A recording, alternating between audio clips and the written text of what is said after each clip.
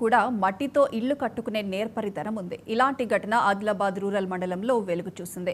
Rural మండలం లాండ సాంగ్విలోని ఓ వంతెన కింద పక్షులు మట్టితో కట్టుకున్న గూళ్లు ఎంతగానో ఆకట్టుకుంటున్నాయి.